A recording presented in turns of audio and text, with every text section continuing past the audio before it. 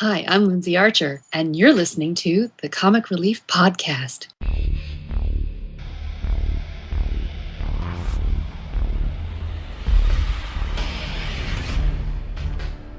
Hey listener, welcome to the Comic Relief Podcast. Hope you survived the experience. The Comic Relief Podcast is an unscripted discussion about the pop culture surrounding comic books, with your hosts, Uncanny Thomas Logue and Mighty Michael Moran.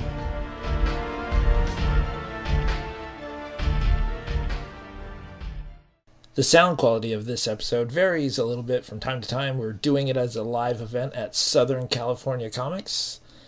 So there are times where we're outside, there's a band in the background. There's some times where we're recording inside, so you hear like a little bit of an echo. And also the interview with Lindsay was done over Skype, so there's a little bit of hiccups there. So listen to this episode as is, and I hope you still manage to enjoy it. Thank you. We are recording. All right, welcome to the Free Comic Book Day podcast. It is a beautiful May 2nd, 2015, and once again we're at SoCal Comics. This is our second year doing this. Second year. Absolutely, man, and it just keeps growing bigger and bigger. How you doing today, Tom? I'm doing good. There is an insane amount of people here this time. It's easily twice as big as it was last year, and there was a lot of people last year. Yeah. Oh, yeah.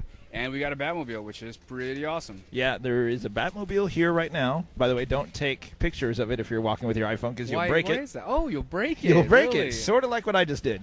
How did you break your phone, Thomas? It's almost kind of like driving and texting. You shouldn't do it. I was walking and trying to take a photo of the Batmobile, stubbed my toe, and my phone went flying, hit the corner perfectly, and shattered the corner. Oh, very nice. So it's beautiful. Very nice. Well, it's a good thing you have a protector on it, right?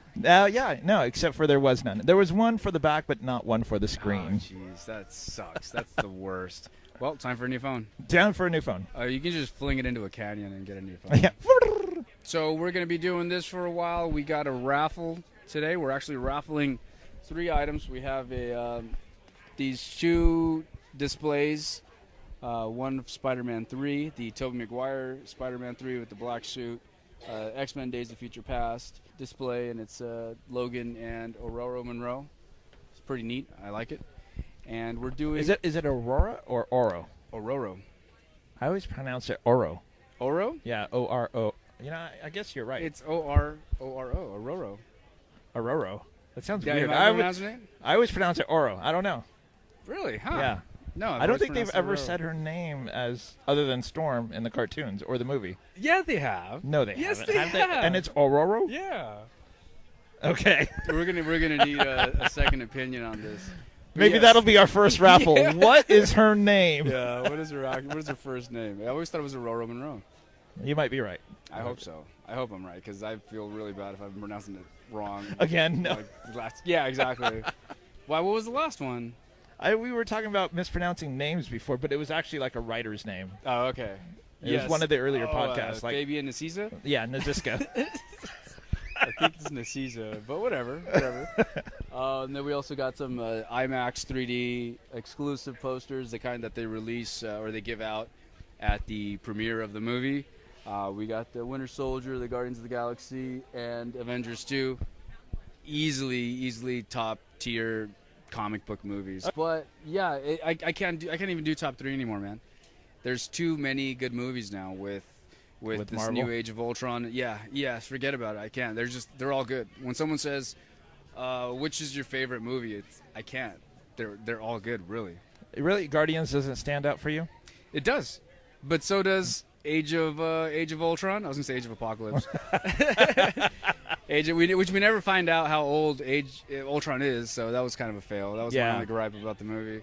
But yeah, I mean, Winter Soldier stands out too. It's like trying to pick your favorite children. Like you can secretly, but you won't be secretly, but not publicly, not openly. No. And then finally, we have like the main giveaway or raffle is the Neil Adams signed print of Batman. Which I had to think about that one long and hard. To really let that one go. Yeah, that's gonna be a tough one to let go. It's really nice. But yeah, it should be a fun day today, man. And how are we doing the raffle? Not that it's going to matter because this will be all post-recorded, but... No worries. What we're going to do is we're going to try to get people to show us that they like us on Facebook, like us on Twitter, or follow us on Twitter, and that's it. We get their number, we'll give them a call, and they have to come in person to pick it up. That's really the only thing. We're not asking for any money or anything like that.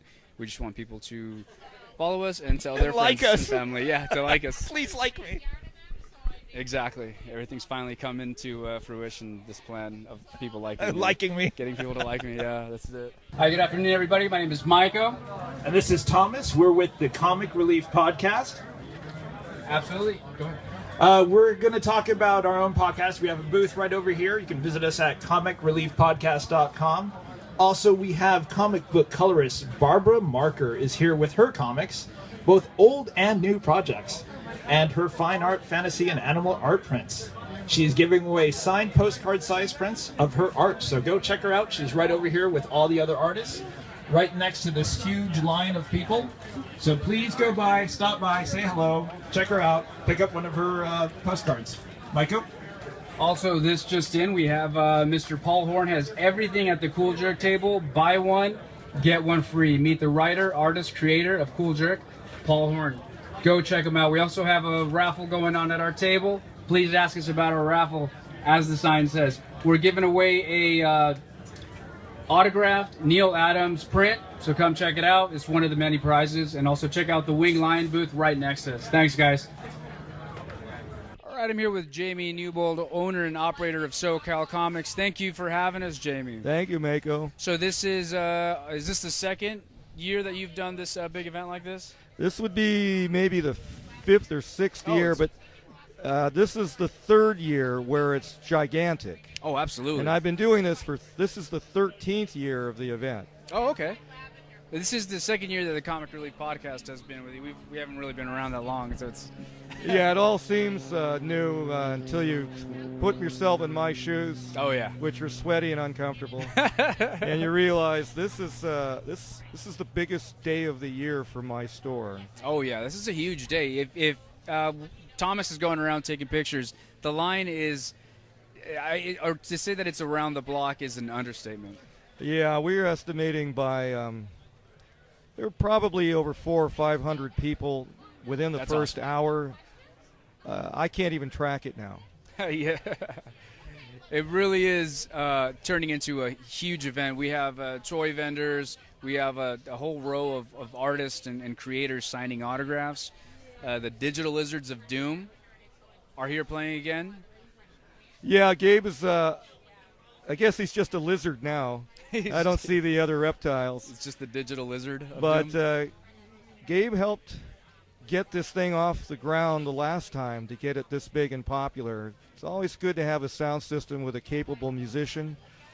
But now he's becoming a signed musician himself. Oh, absolutely, absolutely. Commanding an audience. No, we are lucky to have him related to one of our people. So. Oh, very cool. This Yeah, helps. yeah. We follow him on Facebook, and he's always around town playing at bars and venues and shows. Sure. Yeah, he's doing pretty well. It looks like. Yeah.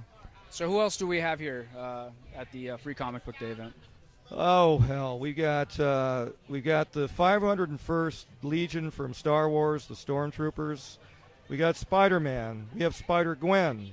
We have Batman, and apparently Catwoman is in traffic. Oh wow! We have a Batmobile. Dude. Yeah, we have a 21-foot Michael Keaton-style Batmobile, fully operational, just no armament. By the way, in my opinion, one of the best Batmobiles, if not arguably the best Batmobile in the movie universe. Yeah, and this guy really, Batman, Chris Banner, is well known in San Diego for putting on parties, charity events. He's never done one of these store things, but I guess now he'll be back. Oh, absolutely. And he is his vehicle is just crazy wired up. It's nice. Oh, I yeah. didn't get to see the inside of it, but Oh, yeah. the interior is all done The up there. cockpit, the dome slides forward. The car lifts and lowers. And there are a few other tricked out things in there. I just haven't had time, and it's hard to get through the crowd. Yeah. It's parked right next to the main part of the line. Right. There. We have, let's see, who else do we have? We have a lot of signers here. We've got guys as far away as New York who came to sign. We have a lot of locals. We've got some guys who are veterans from DC Comics who are currently working on certain DC titles now who are regulars here at the show. We've got just indie guys who decided to dip their feet into this place to see if this was the store of choice. I don't think they could have picked a better place to go. No, this is the free comic book day event in San Diego. Yeah, easily. Yeah, I think so. I think by looking at all the pop-ups next year, we're going to have to rent a circus tent. Yeah, and actually set this thing up the night before and do the real deal. Oh, yeah, that's not a bad idea. That is not a bad idea, actually. Yeah, I don't see these people not coming back. So No, we'll have to completely redesign this whole thing I think and so. actually tell ownership here that we're doing this instead of hiding everything. We're having a sale, of course, as we always do inside. There's plenty of things going on. We have loaded with employees. In fact, part of my crew consists of a bunch of Madison High School students. I run an after-school program at Madison on Friday afternoons through ARC, which is a nonprofit foundation based in L.A. They have a contract with 10 schools in the county, and they can put on any after-school thing they can find someone to host. Mm-hmm. So they decided to experiment this year and put on a comic book class. Oh, wow, really? And every comic book store in the county turned them down or didn't even answer the call. Well, it just so happens Madison is my high school. It's where I graduated in 1973. Yeah, so I said, of course. Dude. So I've been putting this thing on once a week since January, and I asked for volunteers. I got all of my class showed up to volunteer here. So they're all working. Who wouldn't want to go hang out and talk comics? Yeah. So, and what do you guys talk about? Do you guys talk about eras, specific books, writers, artists? Everything. And I bring in guests. Yesterday, I brought in renowned penciler Ryan Benjamin and renowned inker Salim Crawford. And they came in, and they didn't know what was going to happen. And they were talking about, well, we may have to cut this short. They were looking for an easy exit, right? Yeah. An hour and 15 minutes into an hour class, I said, hey, we got to go. They ended up going over. Yeah. Because they didn't want, I go, now you won't leave. Yeah. So the kids loved it. Once you get people talking about their craft and about something that they love, they're not going to, you can't stop. You know? They had an audience that didn't know they could get access to this kind of guest. And I've had others. I had Chad Kavanaugh there a couple of weeks ago telling kids that, this is the potential future, but it's how we got here is what you need to concentrate on and not be goofballs. Yeah. And be ready for this. I could definitely see Chad being a great guest, especially from his perspective. If you don't know Chad Kavanaugh, right? He's the writer, editor, penciler, inker. He does everything on the Map comic, and then now Trouble in Bedlam. Bedlam in Troubletown. Bedlam in Troubletown. But he does it all. I mean, he's a total entrepreneur about it. Now, this is I know a lot of people are going to view this and listen to the blog, and I never stop hustling. So I'll put it out there now. Next year, you fully be aware that next year, with the crowd the size it is, you'd be wasting your time if you sat and roosted at one of the other stores around here that either charges you to get a free comic book or only has a stipend of stuff. You know, they're very limited. If you want to be, if you're a comic book guy, an artist, a writer, you want to consider being here and reaching a wide audience. And absolutely. Enjoy yourself. Yeah, this is an event. This could be an all-day event. There's entertainment, there's food trucks, there's vendors. I mean, what more do you want? This is a mini Comic-Con, essentially. I know, and it's literally at the breaking point because we can no longer fit them all in this bay. We're literally going to have to get the cooperation next year of property management and to have them allow us to block off parking in other areas so we can set up more vendors and more events. And I still have people coming in. Oh, wow. I have a woman who makes balloon characters, not just animals, but balloon superheroes. Sure. And she's supposed to be here. Oh, cool. So they're still showing up. We have no idea what's going to come next. Very nice, very nice. What is the address here for SoCal Comics, Jamie? It is a warehouse, first of all, back in the bowels of 8280 Claremont Mesa Boulevard. But really, all you have to do is just look at the traffic is all being sucked one direction. And it's all Absolutely. in here. Oh yeah. Just look for the huge volume of people in line. And just thinking about that shaved ice truck just moments away. They got shaved ice. Barbecue's on the way. Barbecue's on the way. All Well, right. thank you, Jamie. Come on down. Check out SoCal Comics, best comic shop in San Diego. Cool. Thank you very much. All right, we're chatting with Gabriel of the Digital Lizards of Doom. How you doing today, man? I'm doing good, man. Doing really good. Awesome, man. So is this the second year that you've done the free comic book day? This is the second year. We had just started last year when I first met you guys. Yeah. I think last year was on Star Wars Day too, if I remember correctly. Was it? Was it May the 4th? I think it was May 4th. Yeah. Oh, wow. Pretty dang sure. So Dude, yeah. we had just started. I mean, I think that was like our 6th or 7th show at the time. Wow, really? So Yeah. oh, okay, cool. So we're about a year old now. And Jamie was telling us that you were kind of helping. You helped out in promoting the event and everything. Yeah.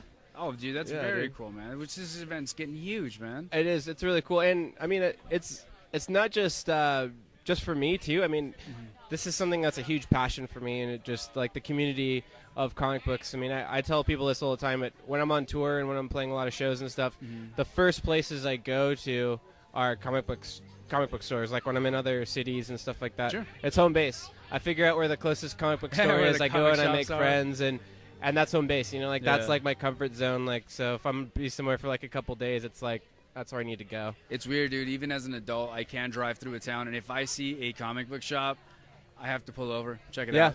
Even if even if I don't plan on buying anything at all, I still have to just go browse. Yeah. Have you ever? What's been like your favorite shop like on the run?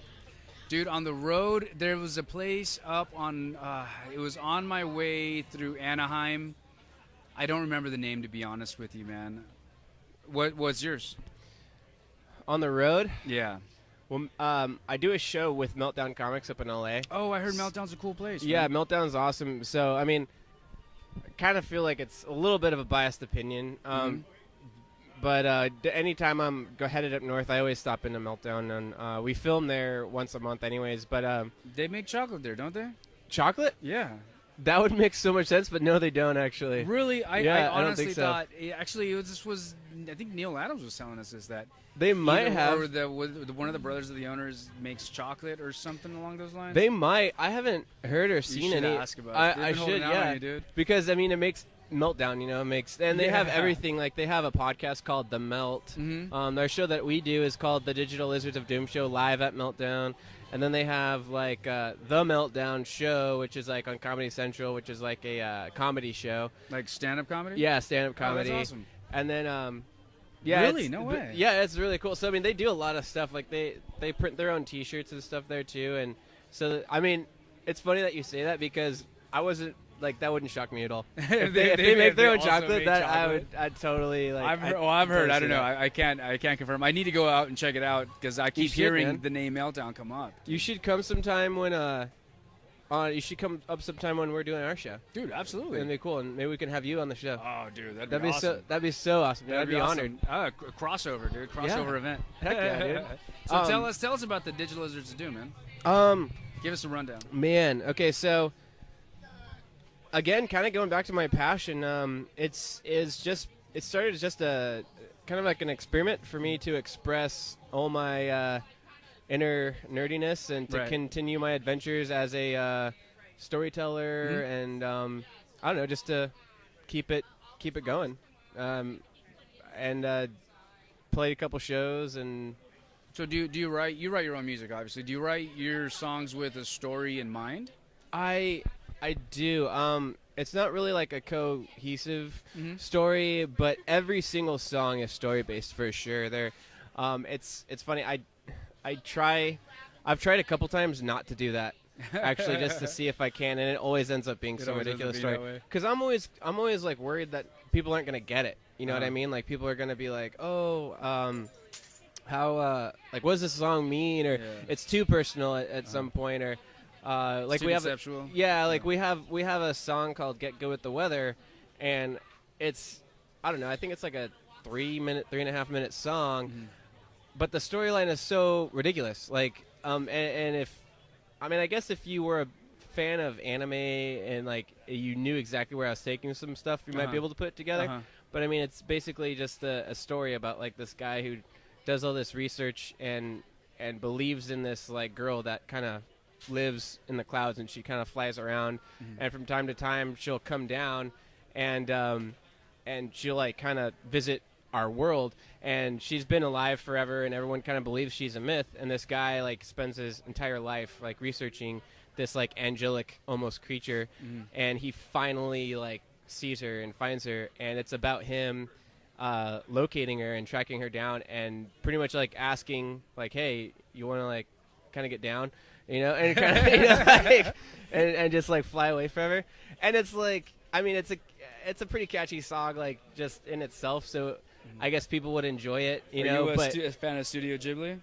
Oh my gosh! You just said the magic words, dude. Yeah, like that sounds like it could be a Ghibli movie. For sure, dude. It's like, I mean, Howl's Moving Castle, Spirited Away. It's directly like Spirited ripped Away off is probably one of my favorite movies of all time. Not like anime, not like a genre. No, Spirited Away is probably one of my favorite movies of all time. Dude, that movie blows my mind. All his stuff blows my mind. And yeah, I'm a huge fan of his. And yeah, I just I mean, I put that. I don't know. It just kind of came out because that's what I'm a fan of, and I don't know. You know, it's just kind of weird how things happen. And again, like I said, I try to. That's kind of the struggle. You try to make a song that people can relate to or get into without even knowing what it is. Sure. But and then I'm always scared. Like every time I write a song, I'm like, okay, it just needs to be like really simple. Like I love you. Yeah. Almost like a lullaby. You know, like a lullaby. Yeah, exactly. You know, like, but then I can never do that, and it's actually really frustrating. It always ends up being like some ridiculous story that I have to make, or else I don't feel it. You know, and like my whole rule is if it doesn't give me goosebumps, like I don't want to release it. Like if I'm not sitting there at the end of the song's, you know, birth or whatever, and I'm not like, yeah, dude, this song, I love this song, then I don't put it out. So it turns very personal, even if you don't want it to go in that direction. Yeah, because I try to always think of the long term, and I'm like, you know, I love what I do, and I'm always going to do it, no matter like what happens financially, whatever. I'm going to be doing this for the rest of my life. And if I'm going to be playing these songs for the rest of my life, or if there's a chance that I'm going to be playing these songs for the rest of my life, I'm going to make sure I believe in it, you know, because I don't want to be like, you know, 60 years old, you know, playing these songs, and I'm just like, man, why did I ever write this song, you know? So, yeah, it's something that's, like, super That's personal pretty cool. to And me. they're also the little snapshots of where you were, you know, at that point Exactly. in your life, too. Yeah. You know, and you should be able to, like, work. I think there's nothing wrong with, like, screaming and yelling and getting anger out, but at the same time, you should be able to, like, work through your problems, you know? Sure. Like, and if you're not working through your own problems, how do you expect you can, like, help someone else? Yeah. You know, like... I've just learned to internalize it, man, and just push it down deeper until it turns into like a tumor or something. Yeah, dude, and just let it grow, dude. Yeah, or like a big crap. Just keep drinking coffee, you know, coffee upon coffee. Just let it all come out like the most inappropriate time. You know what I mean? Yeah, that's the angle that I'm taking. And it's go time, you know. Yeah. But yeah, dude, and then. This is audio, obviously, but people, if you want to go check out Digital Lizards of Doom, we also have like characters. So there's Dizzy Doom and Commander Echo. Commander Echo is like an evil robot, and then Dizzy Doom is like this lizard, and he has he's called a Shokunin, which is like he comes from like this race of lizards that can kind of like manifest electricity and morph it and whatnot. So, dude, I'm not at all surprised that these characters have backstories. Yeah, absolutely. We have a book coming out too. Oh, do you really? Later in this year, yeah, we have a graphic novel with the same title. No way. So that's awesome. So where can people find you, man? You obviously have a social media presence, right? Yeah. Let's see. I guess it's whatever your preference is. I mean, Facebook, Instagram, Twitter. I guess the easiest way would be to go to dlodband.com, and we have all our links up there, so you can pick which one you want to go to. Cool. So you can go to Facebook if Facebook's your favorite thing, Instagram's your favorite thing, and then Twitter's your favorite thing. And I think right now, like, I have a pretty good following on Twitter or on Instagram. People on Twitter are kind of lax, and then Facebook's kind of whatever. But Instagram, for whatever reason, seems to be. Do you guys have your music available for download or streaming? Are you guys like on SoundCloud? Or anything? We're on SoundCloud, Spotify, We just got accepted into Pandora. Very cool, man. And no way, really? yeah, so Awesome. we'll have our own channel up there soon. No and way, man. we got signed, by the way. Did I Did tell you this? really? No, Yeah, no, we no, got no. signed to Noise Cartel Records last year. Dude, congratulations, Yeah, man. dude, thanks, man. That's freaking awesome. Yeah, it was crazy. We got signed in October. They actually hit me up around Free Comic Book Day because Free Comic Book Day put something on their website. Uh-huh. Like, they put a video we did on our website, and we're like, oh, check out this band. And that just, like, Dude, check you just out, man. launched That's us, freaking dude. cool, dude. So, yeah, we a record label, Noise Cartel Records, they're from Australia, Okay. and they courted us for almost a year, and then they flew out here a couple times and met up with me, and then in October we signed the official papers, Dude, right on. and it's just been awesome You ever doing since. an album? Yeah, I released a 5-track EP Mm-hmm. in October. We have another 5-track EP coming out, and then we have another EP coming out after that, and we're actually going into start working on our debut album in I think like a month. Dude, So we're gonna start you're recording for that. writing, you're creating new music, you're performing, you're working on a graphic novel, Yeah, and then you're doing a podcast. yeah, Dude. But you know what, man? It's all stuff that you love. You know what I Yeah. mean? It's not work if you love it, dude. it's That's I'm freaking awesome. I'm a dude. goofball, dude. So like, to me, it's just like if I can hang out with my friends and you know and my whole thing too is I want to promote like everybody because I feel like that's just doesn't happen enough. Like everyone Yeah. seems to be like competing with everything, and that's why I constantly tell bands, you know, like, hey, hit me up. Like I'll share your stuff. Like right now, there's like this contest going on to open up for a band that's coming to San Diego. I won't say the band because I don't know, you know, Sure. what all the legal stuff is. But there's a band, pretty big band that's coming to San Diego, and there's like a contest on a radio station, local radio station, to open up for them. Mhm. And we got put into the mix by a bunch of listeners. Like a bunch of listeners like put us in there, and a couple of my friends' bands are in there too.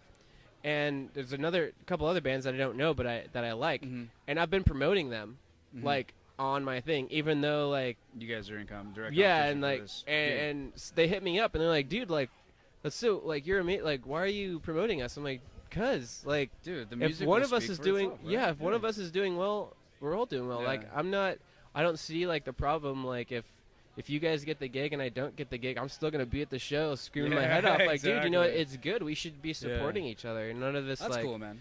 yeah, I don't know. That's So- a very cool angle to take. Yeah, that's very cool. So yeah, but man. that's why you should come on my podcast, and I'd love to come back on your podcast. How often do you guys go up to Meltdown? We do it once. We go up to Meltdown once a month, but we film because it's a YouTube show. Okay. We film every Wednesday. Oh, So- no way. Yeah, really? yeah. So yeah, we got to work something out for yeah, sure. maybe we could film like because it is pre-recorded, so maybe we could like do something like special, like come to your guys' place or your Dude, heck studio yeah. or something like that, and then just film it. You know. We should, you know what we should do, man, is we should get because we have a little mini recorder, right? It's actually pretty good at recording. We took it with us to Long Beach Comic Expo, and it actually does really well in recording in open areas. We were kind of afraid about it. We should go to a brewery one day, man, and just have beers Just and jib talk jab? comics and just jib That'd jab. be so sick. I'm That'd be down, dope. dude. Are you going to Society afterwards? Oh, heck yeah. Dude, Heck awesome, yeah. man. We might just do it tonight. Let's do it, man. Dude, awesome. Awesome, dude. All right, Gabe, thanks a lot, man, for coming on, dude. Thank you And so much, man. good luck. You guys are playing at noon, right? We're playing at noon, yeah. Awesome. Are you gonna have someone recording it and making I- video and stuff? I hope so. I don't know. I don't think today. I don't think this time. Okay.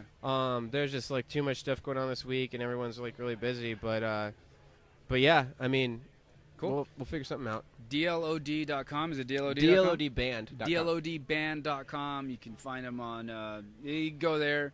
It'll link you to all their Facebook, Instagram, Twitter, and all their other social media. You got the SoundCloud and Yeah, and we got all that on stuff. there too. Check them out. Listen to their music, and support your local artists, man. It's awesome. Thank you so much, Micah.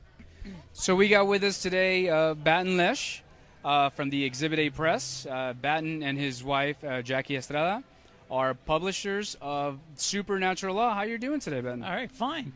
Excellent. So tell us about Supernatural Law. Supernatural Law is my comic that I've been doing for quite a while about two attorneys, Elena Wolf and Jeff Bird, who are counselors of the macabre.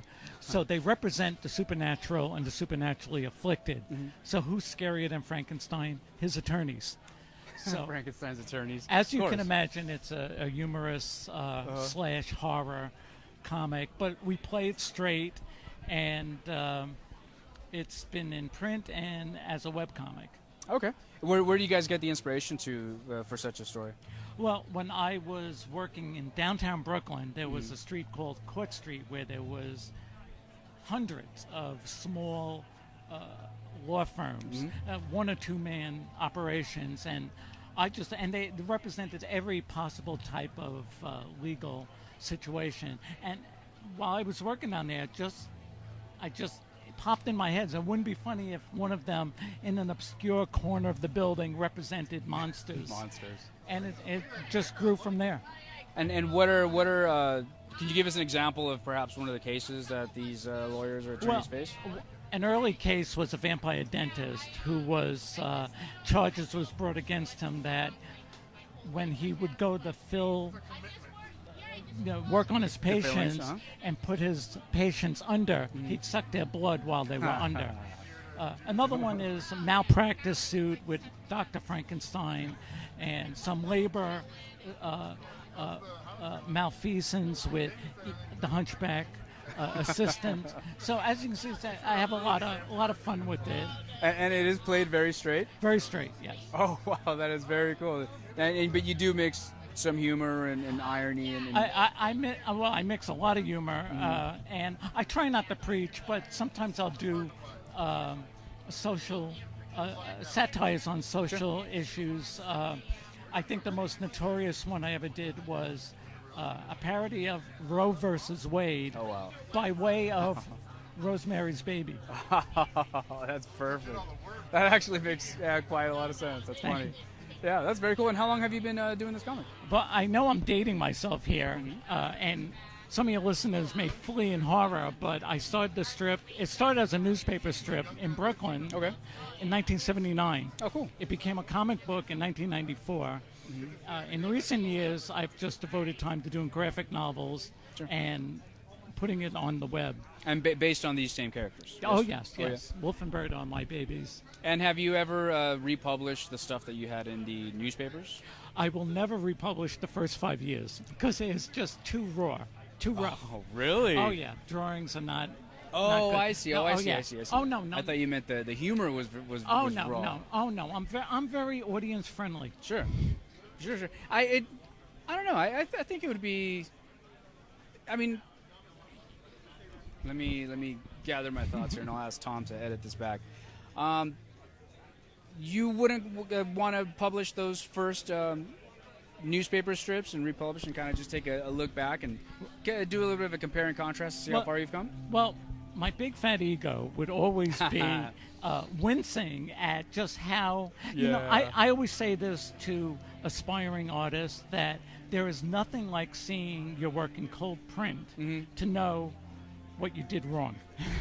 Because when you're doing it, you went, wow, I'm a genius. Then you see it in, like, oh my God, how did I let this out of the house? Yeah. But now that you mention it, I thought if Supernatural Law ever becomes a TV series or something like that, I would maybe publish a special edition of the first 5 years and donate it to the Comic Book Legal Defense Fund, auction it off, or some sort of charity organization that would benefit cartoonists or the comics business.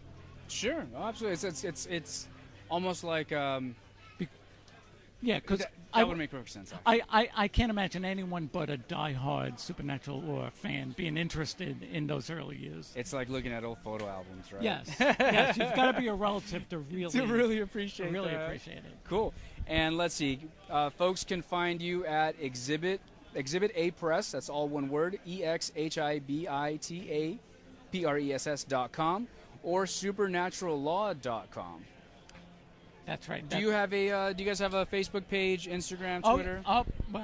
Where Instagram, where I have to admit I don't really plug the comic, but if you love cats, every weekend, everybody on the internet does. every weekend, I have 2 cats that get Saturday and Sunday. But on Facebook, there's a Supernatural Law page. So if you all go to that and like it, I would really appreciate that. Check it out. Go on Facebook. Look up Supernatural Law, like their page, follow them, and keep up on track with the Supernatural Law and Exhibit A Press. Very cool. Thank you very much, Ben, for coming on and talking Thank with you us. for having me. Thank you. Thank you.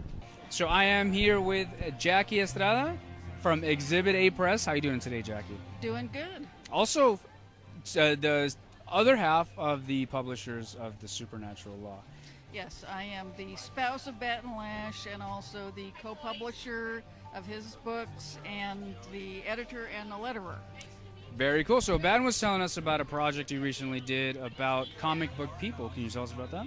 Well, I did a book last year, excuse me, called Comic Book People, Photographs from the 1970s and 1980s.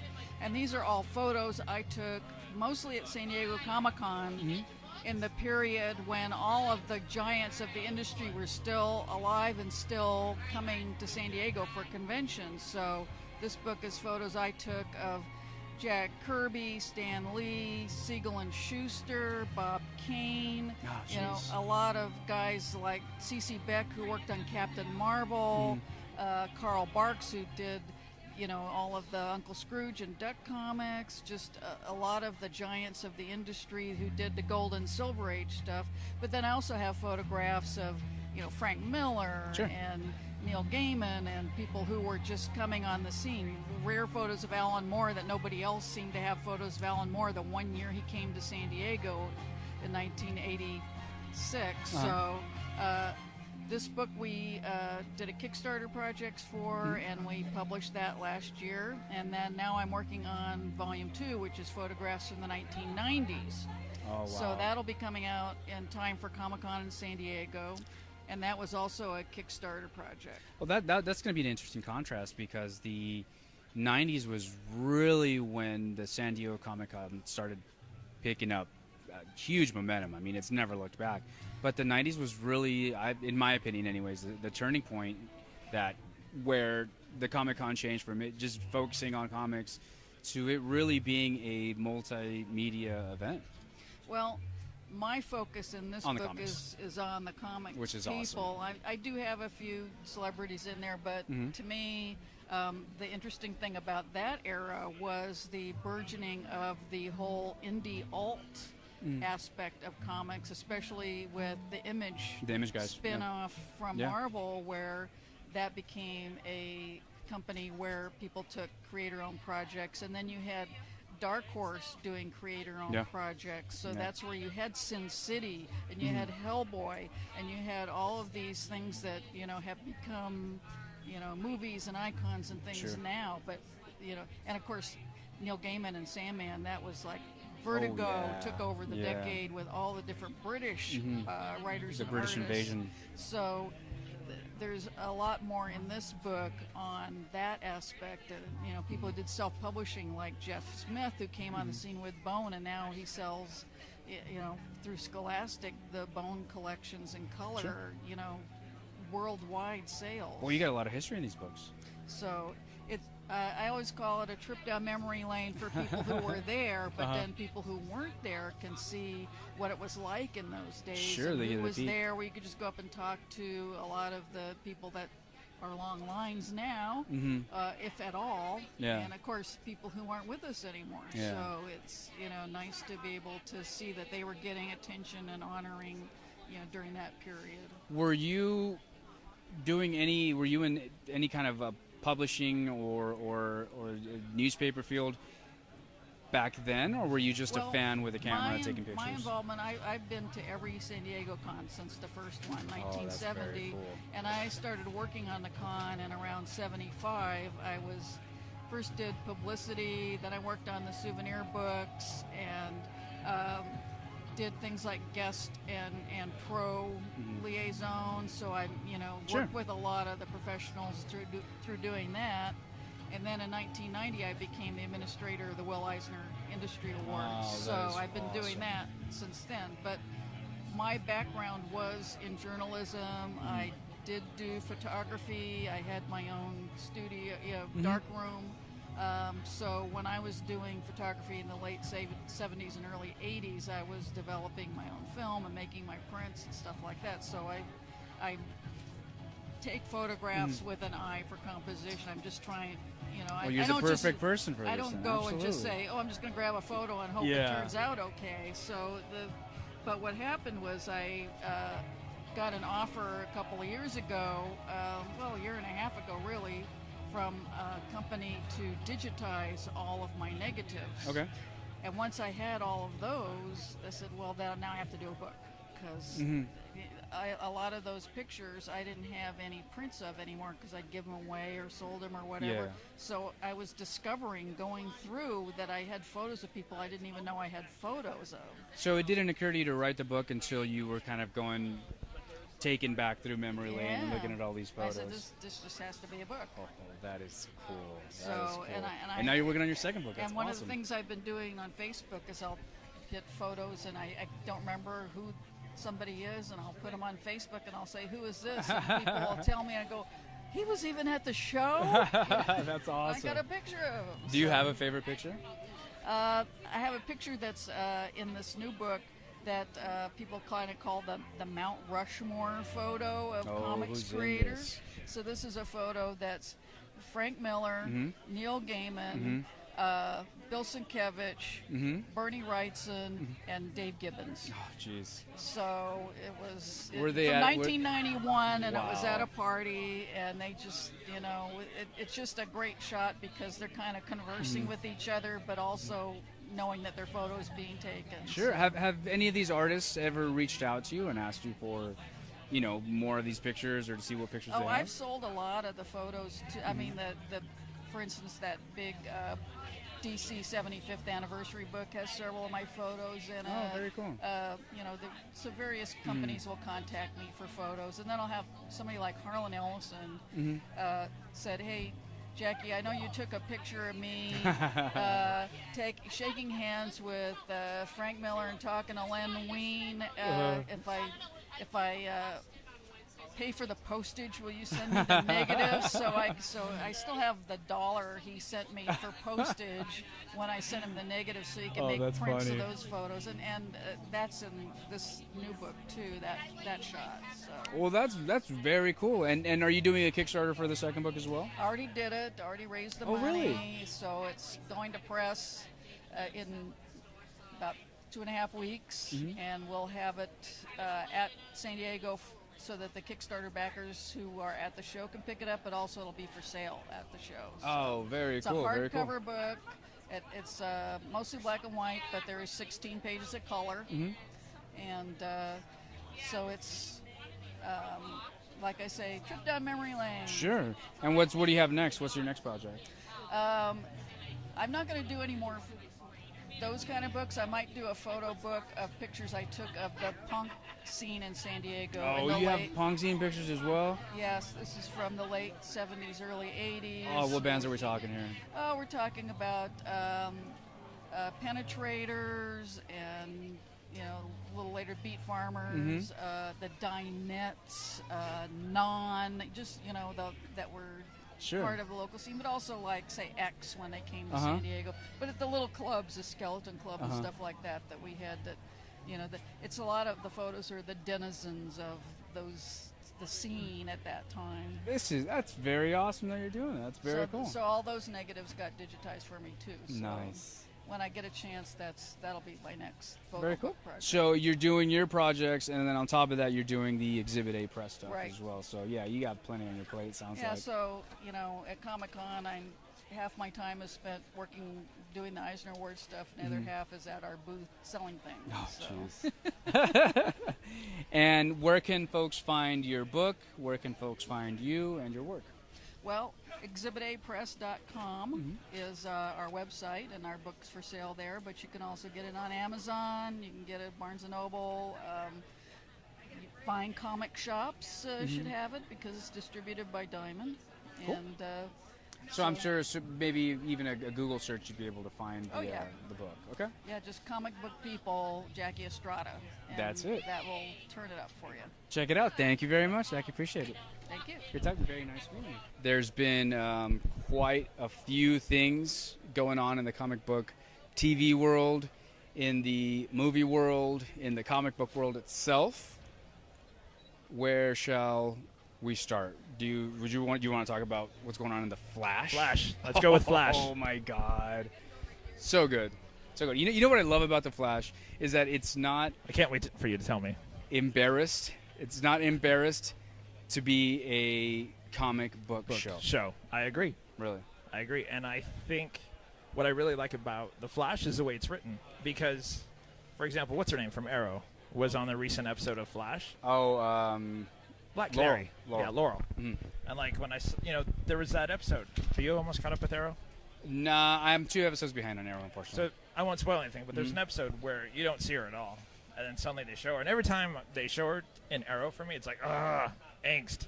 You know, like, Arrow, yeah, Arrow. it's all negative. Yeah. And so they showed her for like a couple seconds. I was like, Okay, And so then- there's going to be spoilers. Let's just get it out of the way. Let's get No. this out of the way. I'll do it without spoiling anything. But then they showed her in Flash.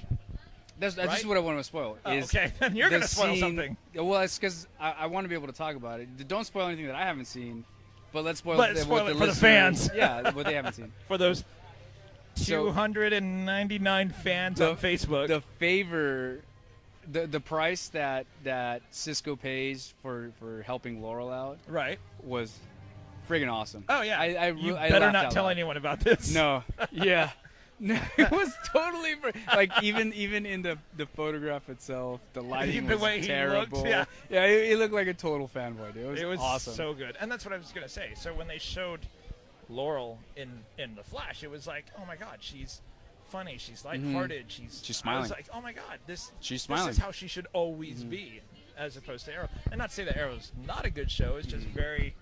It's always like, oh, everything sucks. Yeah. Oh, Oliver's doing. I won't say it, but Oliver's doing this now, and oh, now we have to do it without Oliver. Oh, and then here's Arsenal. We're developing Yeah, Arsenal, yeah. and he saves Arrow basically, and now he has left the show. I'm gonna take a second, and we can edit this out. So look up what is the name of Laurel's dad, the detective? Laurel'sDad.com. You Um, probably don't want to go to that site. Laurel'sDad.com. Arrow. It's warm right here. Why is it? Captain, is it Laurel Lance? Captain Lance? Laurel Lance. No, Laura Lance is Captain Lance. So it's Captain Lance. Which So- sounds like a dirty name. Yeah. My name so is what Captain the, Lance. What is the name of the Flash's adopted dad? I can't remember. Well, okay, so his girlfriend is It's- Iris West. Iris West. So it's Detective West. So the interaction between Detective West and Captain Lance was, I loved it. It was brilliant. When they dug up. Say it. Spoilers. Yeah, Spoilers. we when already they, when they said dug up spoilers. Wells's the original Wells's body. Yeah, and they had that kind of interaction where it was like with the coffee thing. Yeah. That's Avengers, I think, behind us. But yeah, it is. I think it's like the Avenger soundtrack. Yeah, it's really good. But the interaction where it was like, dude, let it go. It's family. You know what I mean? It's not we that can't important. let you tell anyone. Yeah. Well, no, not so much that, but it was just like, because you know that Captain Lance has this Very animosity. strong moral compass too. Yeah, but he has this animosity towards Laurel for hiding the fact that Sarah had been dead for so long. Yeah. And he's not talking to her, and he's like really holding this grudge. Yeah, and against vigilantes also, Yes. because Vero and Oliver. Yes, exactly. And then, Detective West was like, not so much speaking for that exactly, but he knew that something was up. And he told him, you know what, man? It's not that. It's not. Don't make it that big of a deal. Talk to your daughter and stuff. Right. So I like that. There was such a touching moment in the outside of the main story for Captain Lance. You know what I mean? So Right.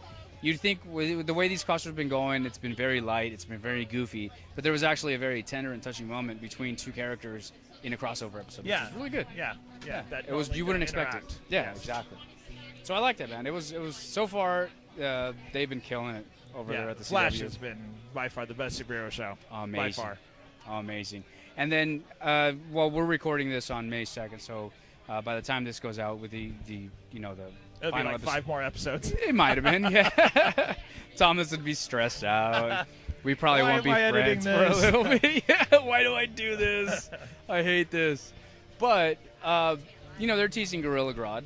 Yes. Which and is that's, I think, going to be the finale. awesome, dude. Yeah. I really can't wait. And I like that they keep doing just little small things, just to remind you. Like, it'll go like 2 or 3 episodes where you don't even see or hear about Gorilla Grodd.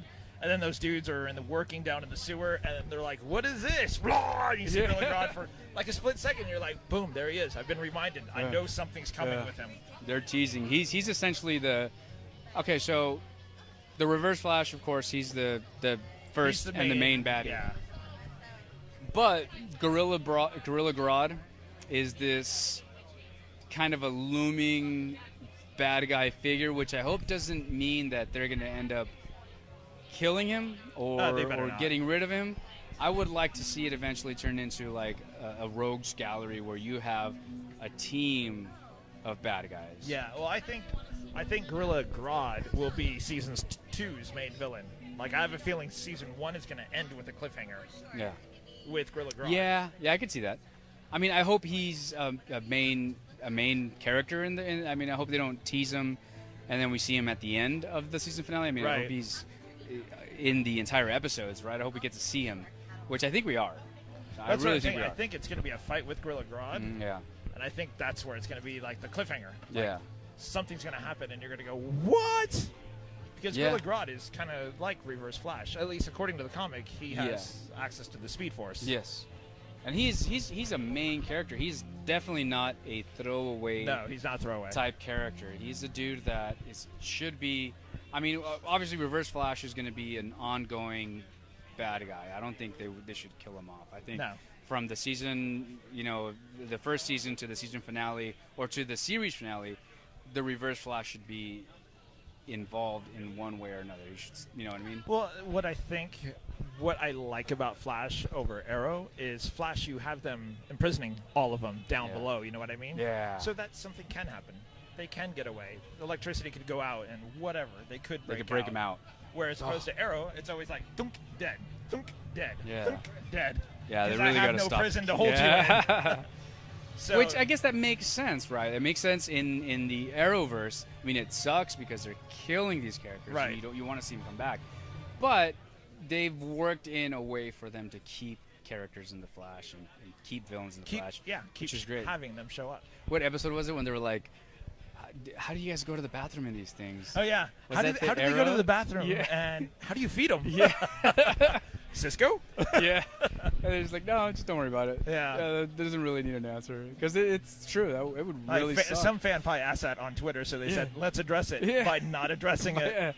By being a non-issue. Yeah, those are the little things that the Flash does. The Flash show does that's just perfect. They nail it. Everything from naming villains to just little tidbits like that. Yeah, and that's speaking of naming villains. So it's normally Cisco who names it. Yeah. But I like when it was the Everywhere Man. Yeah. That Iris West names him. Yeah. And then quote unquote Flash is like, I like that name, and it's actually the villain. It's Everywhere Man, or Everyday Man. Everyman. Everyman. Sorry. Everyman. I had it right the first time and then changed it like 6 times. Yeah. Is it weird? Is it weird to you? And I did not grow up reading The Flash. I did not grow up, reading DC books. But look, in The Flash, and I'm following this pattern because I did grow up reading X-Men. Okay. You have a dude that turns into metal and is invulnerable. You have a dude that controls the weather. You have a dude that shoots lasers out of his eyes. You have a dude that can change his appearance. So we're talking about Colossus, Cyclops, Storm, Mystique, a multiple man. You had a dude that can make multiples of himself. Now, I don't know if these guys are like main Flash villains or if they're C-listers or if they're B-listers or if they're D-listers. But so far, I've seen a ton of X-Men characters on The Flash. Is it just me? It's just you. It's like that idea. It's like there's only 7 unique ideas. So every villain is going to look like someone else if you look for that. You know what I mean? But it's not so much that I'm looking for it. It's not like that. You know what I mean? These are all villains, and they're taken. I don't know how to explain it. It's like a guy shoots lasers out of his eyes. Like, oh yeah, okay, that's cool. I've seen that. Well, yeah. And then a guy multiplies himself, and it's like, I've seen that. And then there's there's the weather wizard. Okay, we get that. And then there's the guy that turns himself into steel, and it's like, all right. I see a pattern. I'm seeing a pattern here. here. It is kind of funny that the guy on Flash who shot lasers out of his eyes just happened to be shooting red lasers. Exactly. Just like Cyclops. Thank you. Exactly. And you know what? I don't fault Warner Brothers or The Flash because they've essentially beat Fox to it. Yeah. They beat Fox to it. They said, look, we made a TV show with these people that have these powers, and it looks good. Yeah, and here's how we're going to do it. And here's how we're going to look good. We beat you to the punch on your own characters. Yeah. We made a multiple man. And I say that because I love Huge fan. multiple man. I'm a huge fan, and I'm like, dude, look, Fox. They there just it is. proved They that just you did can it. make the X-Men. Yeah, exactly. They're just proving that you can make the X-Men, and they're beating you to it. And then when Fox finally does it, they're going to say, "Yeah, we already saw it on the Flash." Yeah, this is we such a saw it on the Flash, ripoff. and probably a little bit better. Yeah. So, are you caught up on Agents of Shield? I'm not. We're like 3 behind on Agents of Shield, but you should sit in the comfy chair. It's like super comfy. You can go ahead and talk about it. So, Agents of Shield, it has done a complete 180. It started off, the first season was very slow, it was very campy, it was very cheesy. I mean, you could tell how the episode was going to end based on a clue that they gave you, a really obvious clue early in the episode. Yeah, they're like, yeah, the only way to beat this guy is if we had this type of gem. And by the end of the episode, one of them has made a synthesized version of that gem. Or, hey, Fitzsimmons, what are you working on? Oh, I'm working on this incredibly specific device that does this thing. And then at the end of the episode, someone who has this. Yeah, weakness. and at the end of the episode, it's like, oh, we have that thing, remember? And it's like, oh yeah. It was pretty harsh, but I'm completely glad that I stuck with it because it's paid off. Yeah, it's such a great show. It really started to turn around with the Hail Hydra. Yes, yeah. That's after the Winter Soldier. Really started to find its footing. I think most people will agree that the Winter Soldier episode, or post-Winter Soldier movie, was when the show really picked off and has taken off. Even the ratings have shown that the show itself is hitting really well in the ratings, and it's up against shows, these reality talent type shows, which were kicking its butt up until the Winter Soldier movie came out. Yeah. So what is it about Agents of S.H.I.E.L.D.? Because I'm not caught up, and I'll admit, like the last couple that I've watched, I've not been 100% sold on. My main problem is Skye, because I don't care too much about Skye. I did not care about Skye initially, because when she was introduced as some hacker that was brought in as a level 1 agent, and they always hinted at there being something special about her, and it was a bit annoying because it was like the Shield is supposed to be like S.H.I.E.L.D. is supposed to be this organization that's like super secret, not even the CIA, not even the FBI, not even like the DEA. They're above all that, and they just let this girl in because she's a really good hacker. Yeah, it's like, dude, what I love, quote unquote love, I'm doing air quotes, but you can't see it. Yeah. It's the fact that even though she is this hacker, there were times that she was able to get into S.H.I.E.L.D. databases. Yeah. And figure stuff out through S.H.I.E.L.D. And I'm like, really? This girl is hacking away at S.H.I.E.L.D., getting access to stuff that normal people can't. Like you have to be level 7 to see this stuff. Yeah. And here's this hacker off the street, like, all right, I got Baron Strucker's address. We can go right there, right now. I got it on MapQuest. So it was a bit of a leap, but there was a payoff. They stuck with it. She has joined the ranks of the Inhumans. She's an Inhuman essentially. Right. Spoiler alert! It's been out there. It's been public. She is Daisy Johnson, the Inhuman Quake, and her character has developed incredibly. I really care about her character. I really like her. Her powers are coming along really well. The relationship between her and Ward and the betrayal. I think Ward is another character that has just killed it. Yeah. Killed it. The original cast felt very generic, right? If it was really Joss Whedon, to be honest with you. It was almost a little chew. It was forced. Right. Because even like Ward, when he first appeared, he was her. What did they call it? Like the one that watches SO. over SO. Yeah.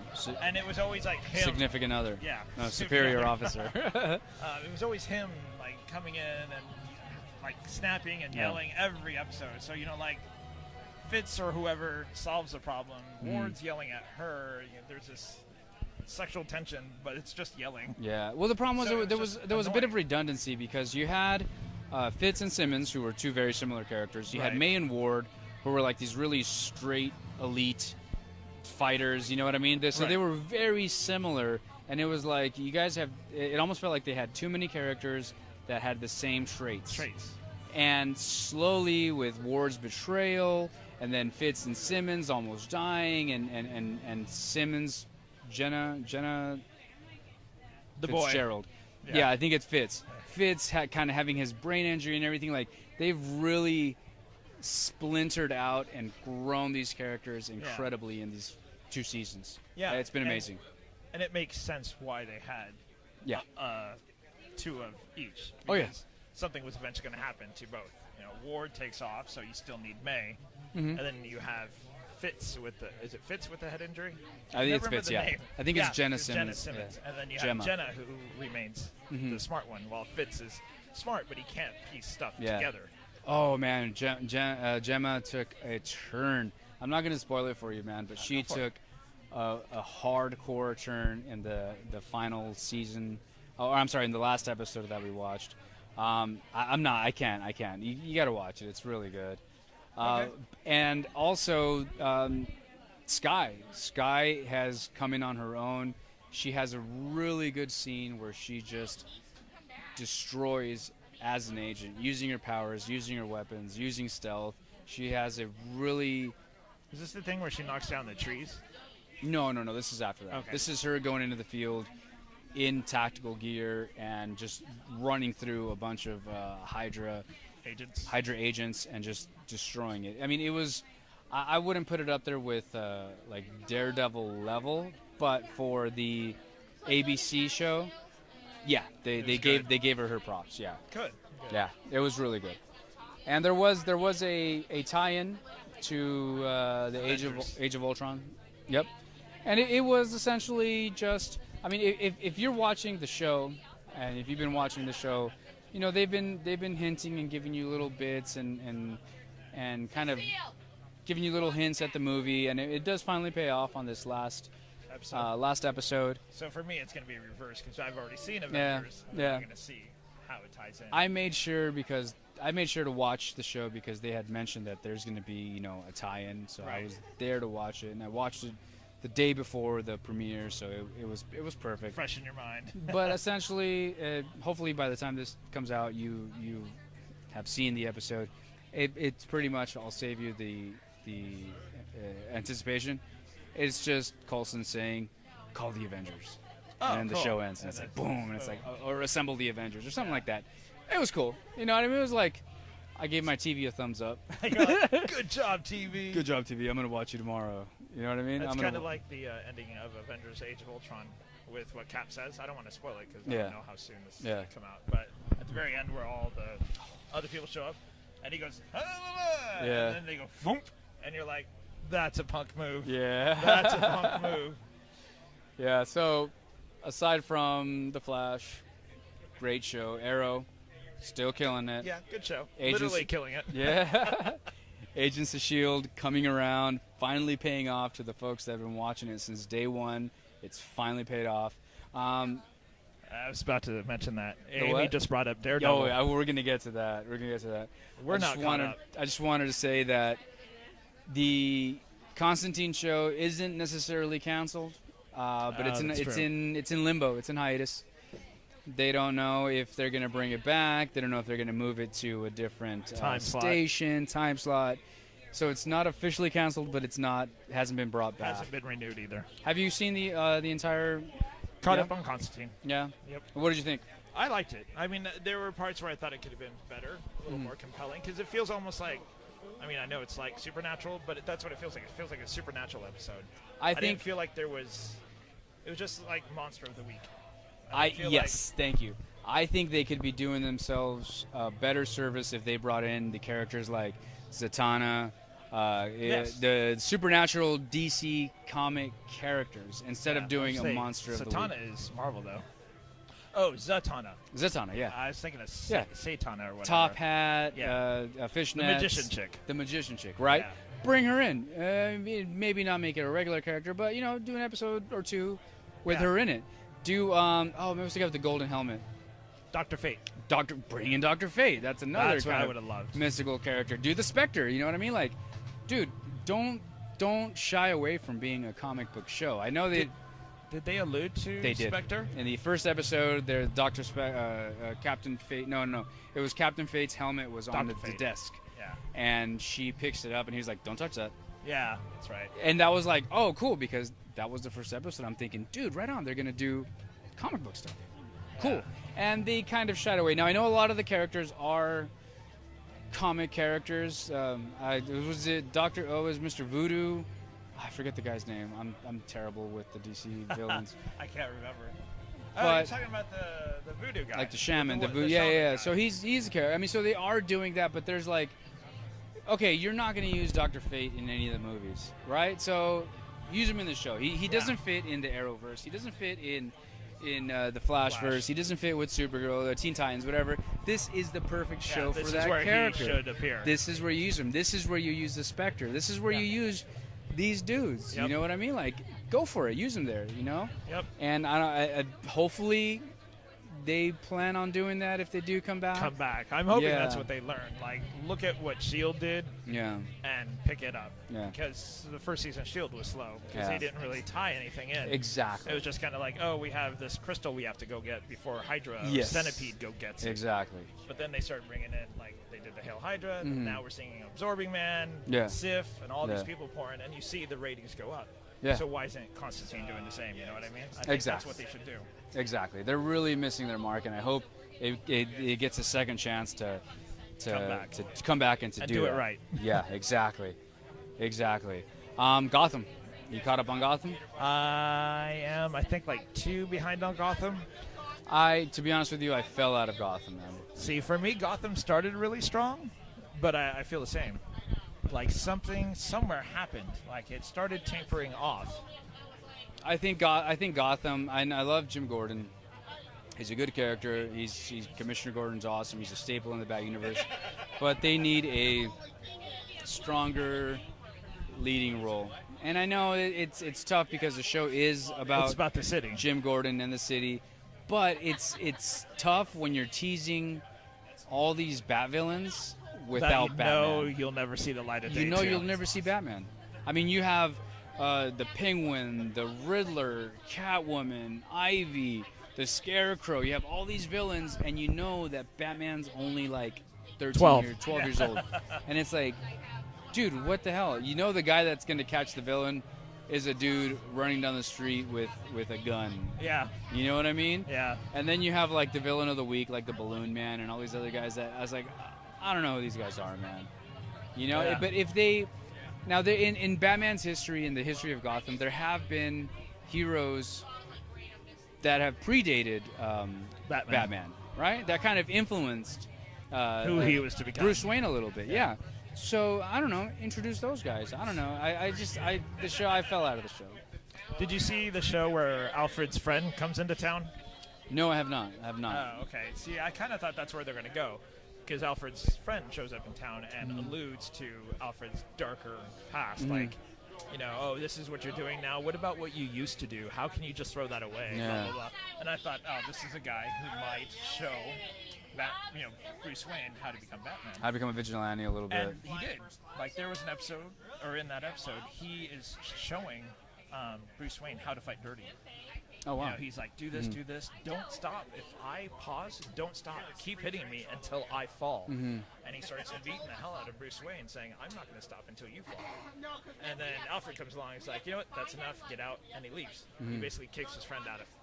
There's a whole little other story to it, but it all happens in one episode, and I thought, you had the chance. You were showing how Batman could be Batman. Yeah. You know, you're showing him getting roughed up, fighting, and learning how to possibly apply what he'll eventually learn.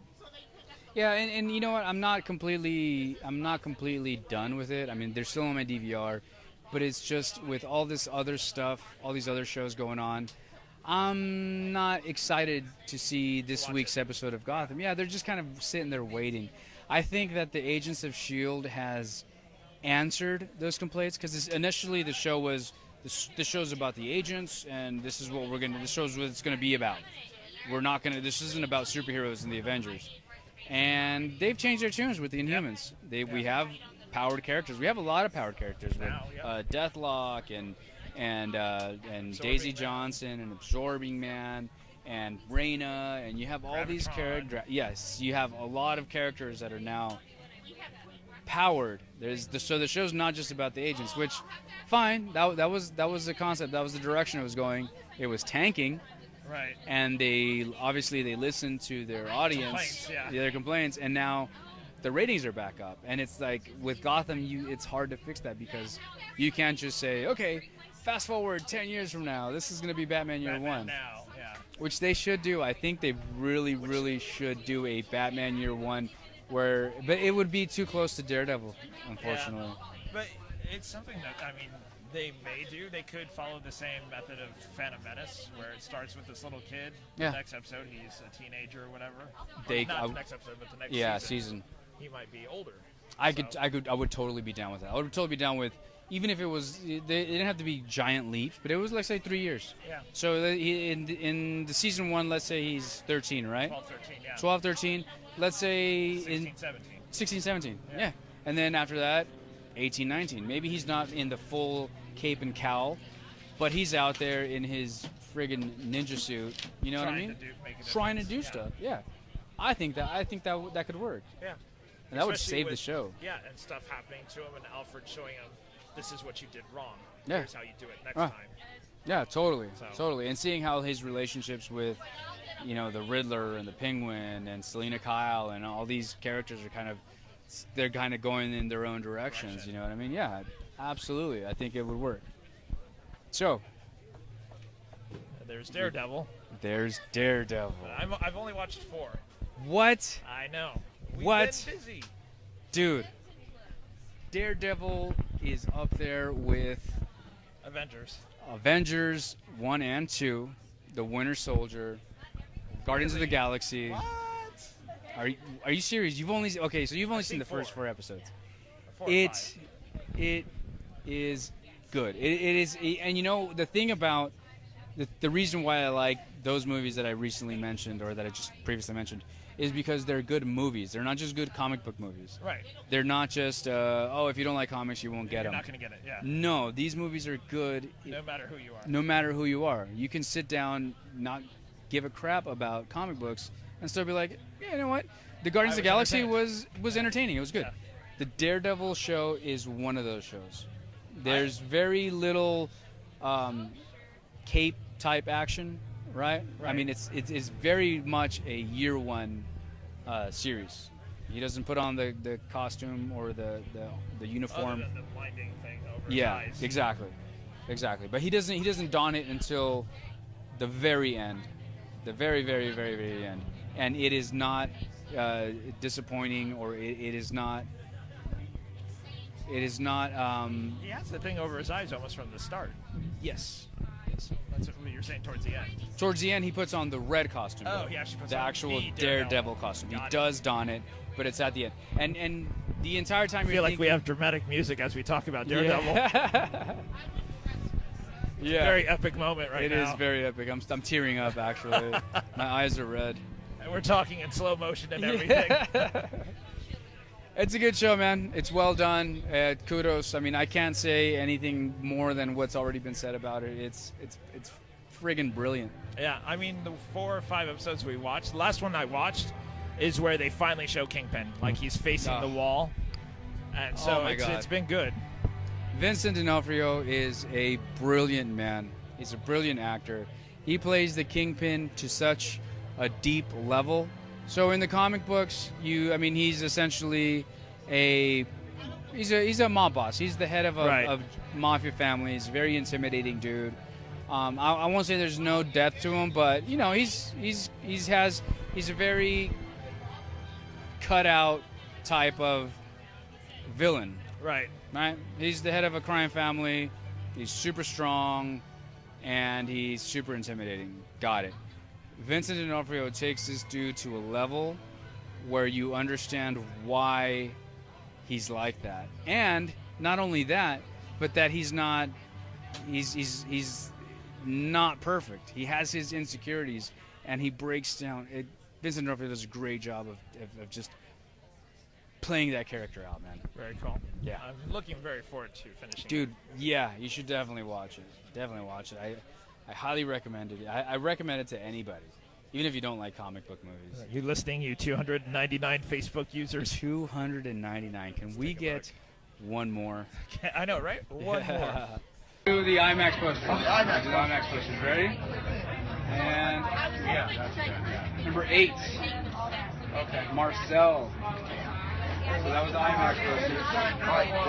Oh, Marcel. Marcel's not coming out. You want to call Marcel? Okay, here we go. It's coming back. Number 11. Number 11. All right, here we go. Number 11. Neil Adams. 13. Oh, dude. Congratulations. Nice. Woo! Dude, not bad. Can we have a picture? Yeah. All right, so here we are. We're at Southern California Comics today. We just almost finished the Free Comic Book Day. We just wrapped up another successful free comic book. Yes, this is our second year in a row that we've done the Free Comic Book Day here at Southern California Comics. Thank you, Jamie. Thank you, Jamie Newbold and Southern California Comics for having us. We had close to something like 500 people, Jamie was saying. The Digital Lizards of Doom were playing. We had a bunch of artists and writers and vendors, food trucks, Shaved Ice, which was really nice. Spider-Man made a surprise appearance. Batman and the Batmobile. Some sort of a Catwoman was there as well. She was hot, so it doesn't really matter. She could have showed up in her pajamas as long as she had a wig. That's all really matters. Right. And we actually had a raffle with most of your stuff, so. Yep, we had a raffle. We were giving away. We had the DVD cardboard promotional posters for Spider-Man 3. This was the Tobey Maguire Spider-Man 3. Not, the costume was cool. Right. The costume was the cool. black costume. It was the black costume. We had the Days of Future Past with Wolverine and Storm. And then we, as a second prize, we had the IMAX 3D exclusive posters. I had 3 spares. We had Guardians of the Galaxy, Winter Soldier, and the Age of Ultron. So 3 solid movies. These were not cupcake movie posters. These were 3 exclusive posters that were awesome. And then finally, as our grand prize, congratulations, Mitchell, because he was really excited for a print, a Batman print from Neil Adams, who we interviewed earlier this year and autographed the print for us. It was really cool. And also today, as a part of that raffle, the way we did it is you had to either click like on our Facebook or on our Twitter. And as a result, after a lot of suspense, we finally hit 300 fans. We actually hit 301 fans. Yeah. So thank you everybody for telling your friends and your family and other people that love talking about comics to like us on Facebook, follow us on Twitter, on Instagram as well. If you guys are out there and you know someone that likes talking about Arrow, The Flash, Agents of S.H.I.E.L.D., Gotham, Daredevil, the movies that are coming out, there's so many movies and major events that are coming out in the comic books with Convergence and Secret Wars. Share our page, please. Come join us in our conversations. We constantly talk about casting, about storylines, about new episodes that are coming out, and rumors. Join us, hang out, talk about stuff. Yeah. Cool. At any time, you can contact us, shoot an email if you have Skype. We'll talk to you over Skype, include it in our podcast. So that is always an option. You guys want to be on the podcast? We will bring you on. We'll make you executive producers. Whatever it takes. Just like us. Whatever it takes. Absolutely. Cool. So Jamie, how would you rate today's Free Comic Book Day?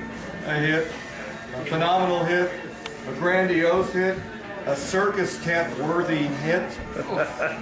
When Batman himself refuses to leave and is nearly passing out from the heat and costume. He says, "No, I'm going to stay here." It's pure willpower. Yeah. That's Batman. That's exactly the Bruce Wayne. Yeah, we had a good time. We should see in Gotham. That's not the hero that we deserve. That's the hero that we need. Yeah. Absolutely. You saw it. You witnessed this. You saw the crowd. It's enormous. It was a rousing success. There was the line for the free comic books never really died down. It didn't. I mean, this thing started at 9 a.m. It went up until, I didn't see the line die down maybe until about maybe 2 p.m. That's when, and by die down I mean that it stopped rapping. That's exactly what. Right. Yeah, it didn't mean that there was no line. That means it was shortened to a reasonable. Let's keep. You can see an end. This year we broke it into 2 lines. Yeah, so that's 2 true. lines looked like one and still wrapped around the block. Which was great. And then at some point later in the thing, I had to break it down into 3 lines to get it out of the driveway so the trash trucks wouldn't crush me. Yeah. and every once in a while you would hear the trash trucks honking their horns trying to get through the ocean of people that were waiting for their free comic books. Oh shit, stack them out. Go for it. Right against the wall now. Oh yeah, it's we're in the breakdown period now. Yep. Yeah, in the past we would have succumbed to fatigue and started breaking down hours ago. Not this year. This is 2015. Right, now we're all breaking down so we can party over this. Over at Society. Second win. Right. And at the time of the recording, we still have a boxing match, a boxing fight between Manny Pacquiao and there's that. Floyd Mayweather. So this night is not over. You realize they cautiously timed it to free comic book day. After free comic. Oh, it's strategically planned. Obviously, because they want to keep guys like us boozed up the entire day, and they want us tired so that we rest easy. Right. Yeah. Pay $100 for a match we won't stay awake for. Yeah, absolutely. But thank you to the Digital Lizards of Doom. Thank you to Chad Kavanaugh, the Map Comic, Colleen, Archer Rodriguez, and the Wyng'd Lyon Creations. Who else did we have today? Well, Southern California Comics. Southern California Comics, especially Southern California Comics, for hosting this awesome event, which is only growing and getting bigger. Kona Shaved Ice, Grill Fellas Barbecue, who by the way they split forces. They come all the way from Downey to split forces with us and put a truck here and a grill there at Society because they felt that the team up would be lucrative, and they were right. Absolutely. The Shaved Ice guy, of course, was astounding. We had Toy Stars and the G.I. Joe Club. And we had the 501st Legion here. We had Spider-Man, Spider-Gwen. We had Batman with his 21-foot-long authentic Batmobile from the Michael Keaton, Tim Burton era, which, by the way, arguably the best Batmobile in the Batman movie universe. 1 minute left. And of course, we had Catwoman, and we had you guys. You guys stirring the pot, getting people excited, motivating all those guys who were doing sightings, who were starting to bake, and they needed to talk and get their voices heard. And you guys spoke up and got them on podcast. And literally, you literally got them enthused. Yep. But most importantly, we couldn't do it without you, the reader, the watcher. Keep reading those books. Keep our industry in business. Digital is nice. It's good to go back and read old comic books, but please buy print. Let's keep it alive. Let's keep going to the movies and supporting these studios and the filmmakers. Keep watching these shows. Let's keep these characters alive. It's awesome. Thank you, Jamie. Thank you, Southern California Comics. Thank you, fellas. Thank you to everybody that made it possible. Appreciate it. All right. Perfect. We're here talking to Lindsay Archer, fantastic friend and fantastic artist. I'm glad to be talking to you. It's been way too long. Actually, when was the last time? What was it? Dragon Con? I thought we had one more Comic-Con in there. It wasn't last year, it was the year before. Oh, you're right. It was the year before. You're right. But we walked around downtown. Yes. I know that at one point in your life you were collecting at least ElfQuest? Well, absolutely. Yes, my college buddy Robin introduced me to ElfQuest. She got me hooked into it. I had no idea where that was leading. Deep into the depths of fantasy and comics and all the other stuff. So did you get into any other comics besides ElfQuest? I dabbled in some other ones. I liked X-Men and things like that. Don't worry, that's the one comic Maiko and I always talk about. That was the one definitive comic for both of us, was X-Men. Yeah, I was a big Rogue fan. And it's actually thanks to ElfQuest that you and I initially met. Yes, it is. I'm very glad that you weren't a 12-year-old boy like I thought you were. See, I was just telling Maiko this story because I was telling him, hey, I have an interview with Lindsay. And he's like, oh, that's cool. And I started telling him, I said, it's really funny how we first met. It was through a ElfQuest fanzine. And I said, when I first joined it, you basically make like a character sheet. And I noticed there was no kids in this tribe of elves. So I was like, I'll make a kid because, there's no kids here. And when Lindsay and I started communicating, she thought I was 12 years old. Everybody's character was basically their age, except you. You had to be the one, divergent person. Well, I just went with my mental age of being 12, which I still act, so, somewhat accurate still. I remember telling Robin I found out that you were not 12 years old. Then you and I started writing together all the time. Then we had our own stories that we wrote off. So I am very, very, very, very thankful for ElfQuest. I mean, I loved the comic, but meeting you was the extra bonus that I would have never expected. And I've loved every story that we worked on together, and hope that one day some of those will see the light of day. And you had mentioned when you were reading ElfQuest, like it segued into like the world of fantasy and all that stuff. I know you've done tons of fantasy art, and like you just keep getting more and more amazing each time. If you weren't into like fantasy before, and it was ElfQuest, was it ElfQuest alone that made you get into that whole fantasy art? Because you're amazing at doing that. Well, it wasn't ElfQuest alone. It was. It started off with the Dark Crystal and the Last Unicorn, which whenever we went to the video store to rent a movie, it was always those. Don't you want something else? No. They could have saved a fortune if they just bought the darn cassette. I watched them constantly. They had a big influence. And I actually got to meet Peter Beagle not too long ago, so he's pretty amazing and kind of encouraged us with the whole writing thing and stuff. So it's kind of awesome. It was actually my daughter, Morgan, who introduced me, because Morgan just kind of ran up to a friend of mine and, oh, this is Peter. Oh, hey. Through your art, I know you've worked... you've taken classes like with Larry Elmore, and I know you've worked with doing art for Margaret Weiss.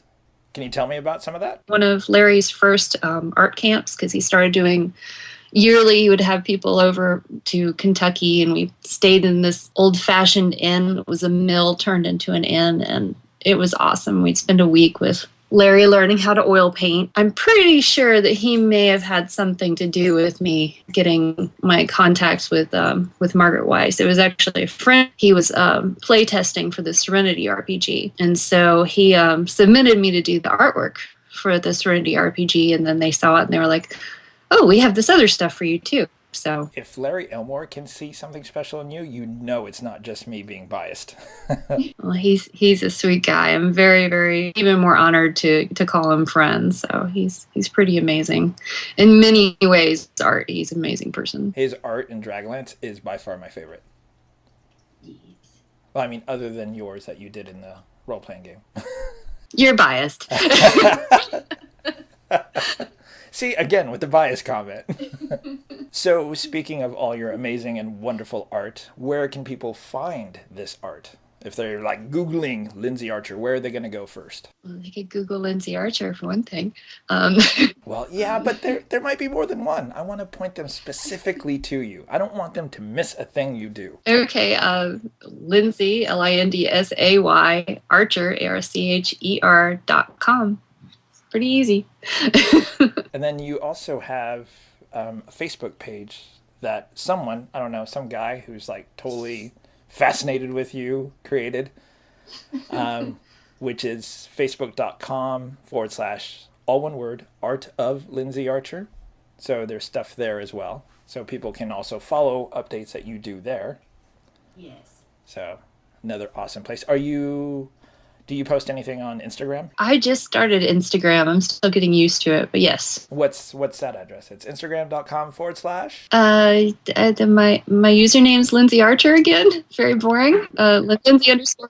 Oh, Lindsay_Archer. And speaking of projects that you're doing, is there anything you're doing right now in terms of working with role-playing games or anything like that? Well, I just finished up helping with Metamorphosis Alpha, which I know has been in the works for way too long, so we're pretty much overjoyedly over. So that'll be cool. It'll be coming out very soon. And some other stuff that I know you've worked on. Didn't you work on like a card game thing? Yeah, right now Pantheon's available, I think at rpg.net. It's a download right now in black and white. You can print and play it.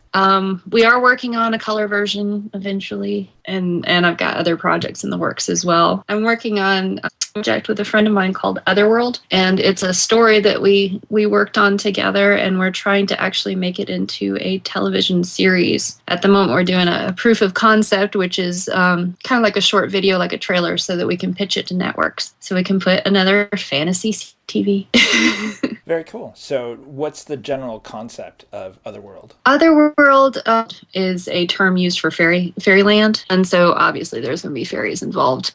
With the whole, like the fair folk, the elves, things like that are all considered to be fae. And so like the natural world and the fairy world have been split apart. There's just little pockets of magic left over in the mortal world and some connections, and I actually get to play in it. I'm actually going to be acting in it too. I'm going to be playing a half-elf named Ilion, and she's kind of a bridge between the worlds, and she connects a bunch of the other characters together. And Carrie ends up playing the main character, who a lot of the adventure and intrigue and stuff like that centers around her. She's the child of prophecy. It should be very interesting. We drew a lot, though, and like Last Unicorn I mentioned earlier, so there's a lot of that in there. It's kind of our homage. So if someone wants to help support this, do you know what the website is? Do you know it offhand? Because if you don't, I have it. Go to indiegogo.projects/otherworld-proof of concept. Well, what I show is indiegogo.com/projects/otherworld-proof-of-concept. I want to thank Lindsay Archer for taking the time to talk about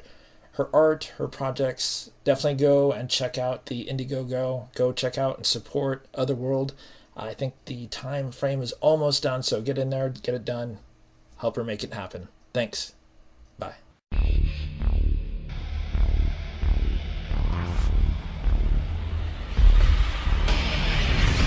Thank you for listening to the Comic Relief Podcast. We'll hope you join us next time as we continue to discuss all things comic book related. And until then, make mine Marvel And DC. and independent. Don't forget to check us out at comicreliefpodcast.com, or you can visit our Facebook page at www.facebook.com/Comic Relief Podcast, or go to our YouTube channel, www.youtube.com/Comic Relief Podcast. And finally, there is our Twitter page, which is twitter.com/Comic Relief PODC. I'd like to give a special shout out to Travis Richards, who did the music for the Comic Relief Podcast. Visit his website at www.travisarichards.com.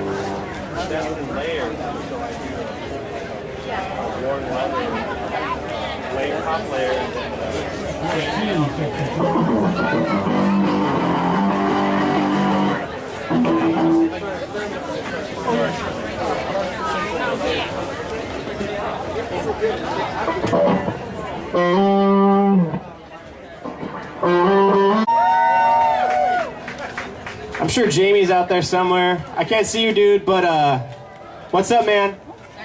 Thanks for letting me play. There's a little thing we call Digital Lizards of Doom. It's pretty weird, it's funny, it's goofy. Hope you guys enjoy. Thank you for listening. I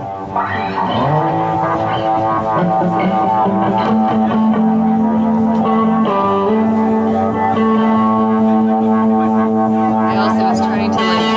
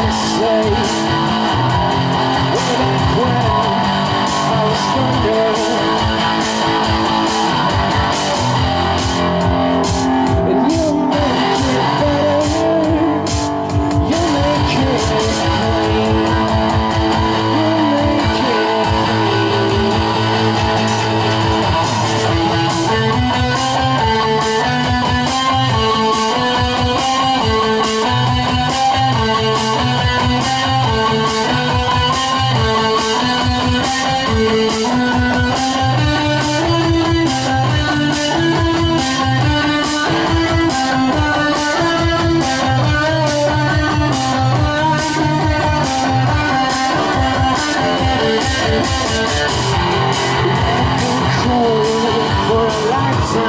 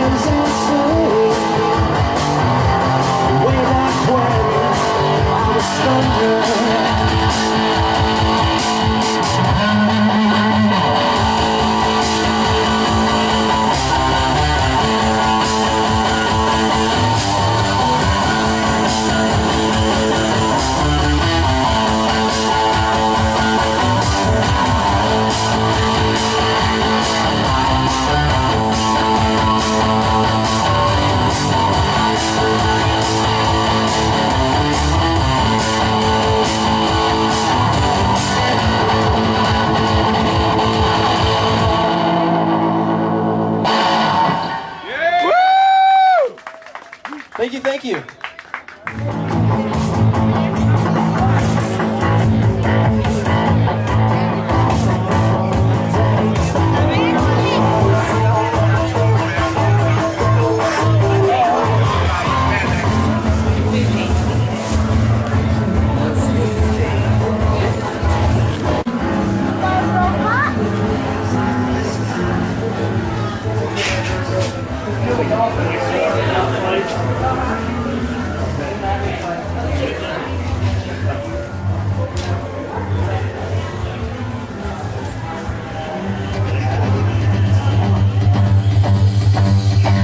It's fascination, the basement could be oddly confused. It's not positional to me, but irreplaceable you. I could not bargain with your heart in these calamity shoes. It's not a fantasy suite, it's how I made it to you.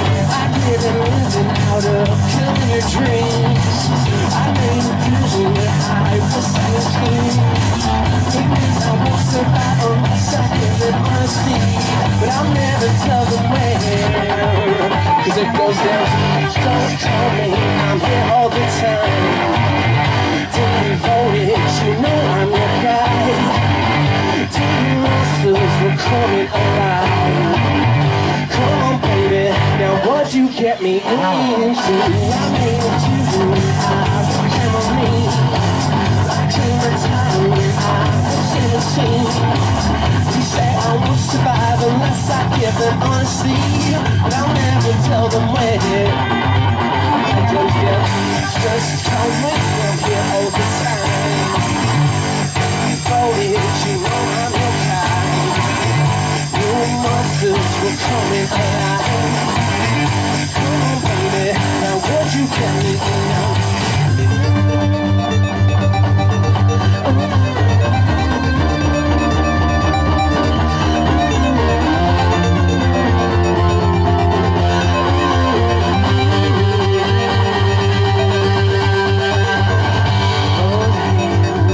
So much for helping me out, boy. Don't kiss your mouth with that mouth close in. I think they figured me out. Don't call me, I'm here all the time.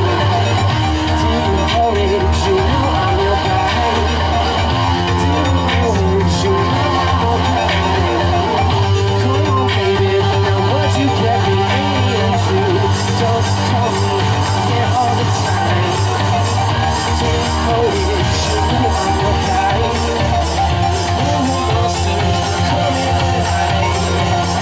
Come on baby, now what you get me into? Just call me, I'm here all the time. Tell me hold it, you know I'm your guy.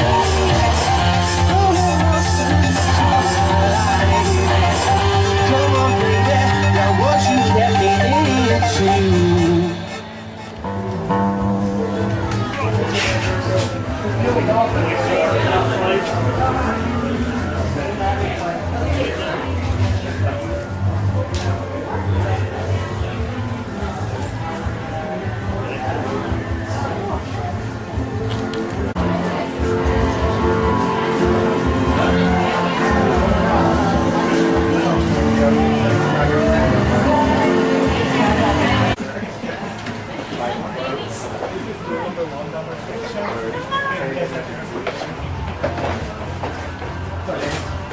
What's going on? Hotspot had us on around pieces of water.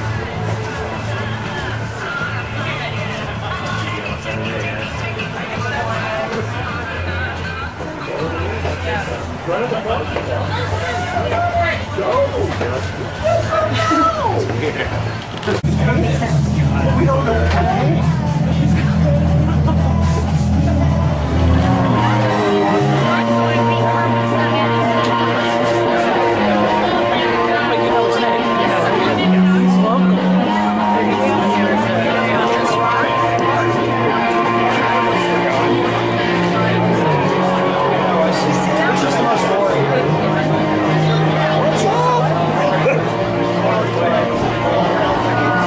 We'll skip over this guy, flexing the muscles, Mr. Chad Kavanaugh. us dance on a chair. So this is the analogy that I told my friend. Perfect. Like if you have like a big handshake, He's even dancing. He's like you. He's getting around, dude. It's just feeling the force of my aura. That's your Pushing it back. That's your decision making, right and wrong. We'll confiscate. I turned off probably 70% of the lights in that house. You should be done. And I only kept on. I have a horrible memory. I don't deny it.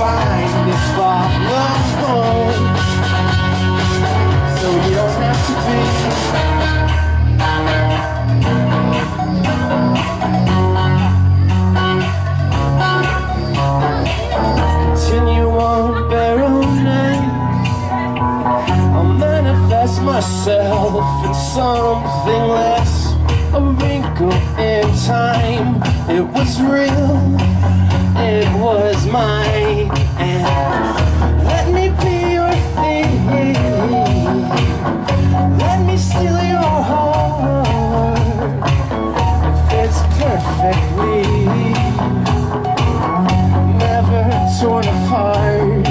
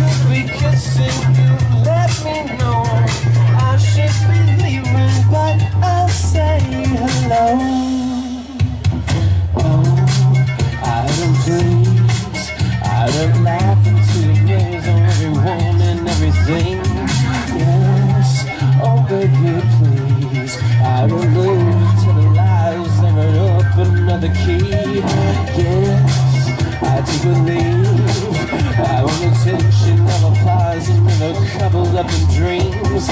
No, I do please. I elude into my life and you can conjure up a key. I don't need any but wrapped in cold. I should be kissing you, let's be cold. I could be leaving, no, let's be cold. I should be leaving, but I say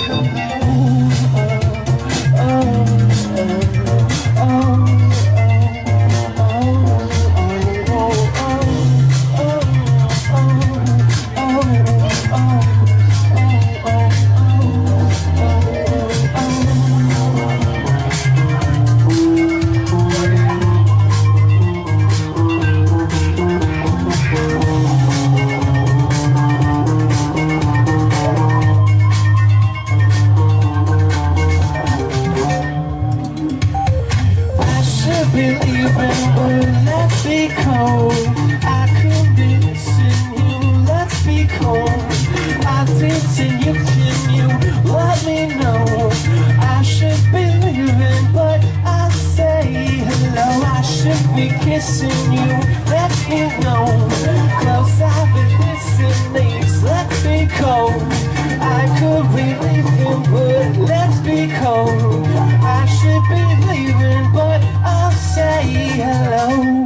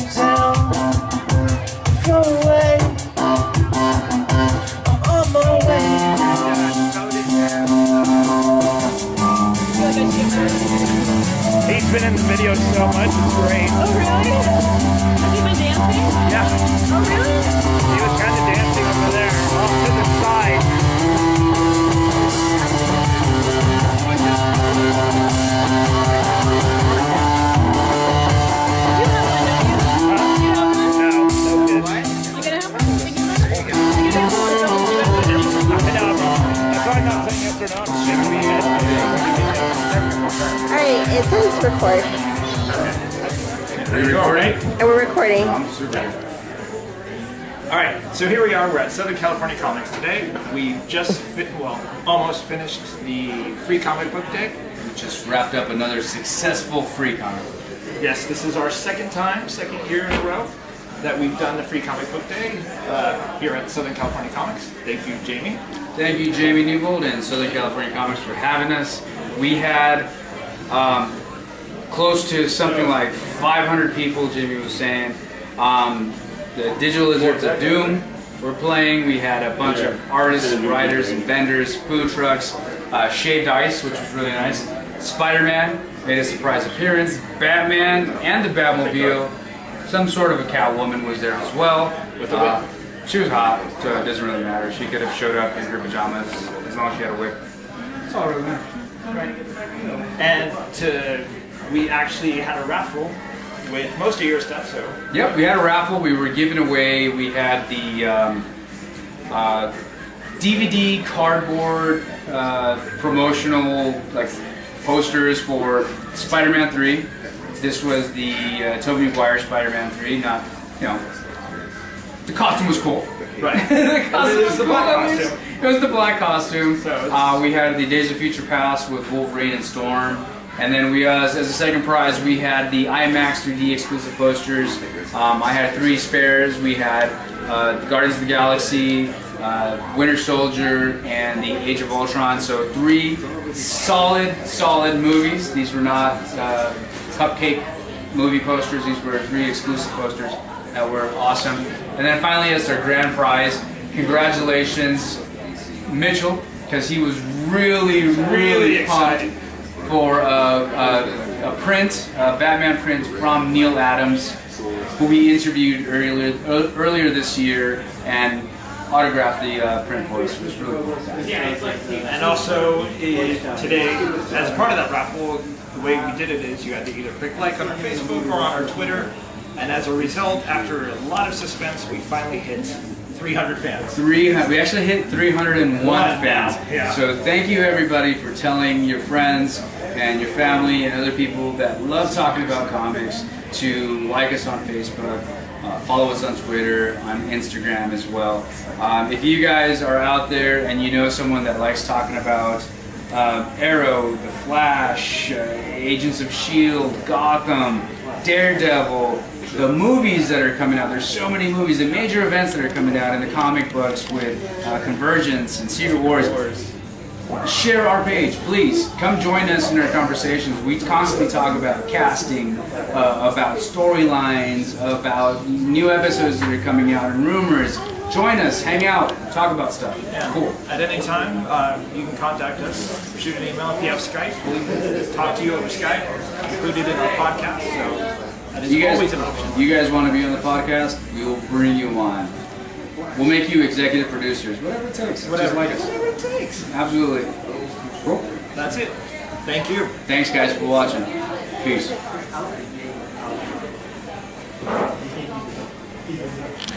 San Diego. Sir Jamie, how would you rate today's free comic book day? A hit, a phenomenal hit, a grandiose hit, a circus tent worthy hit.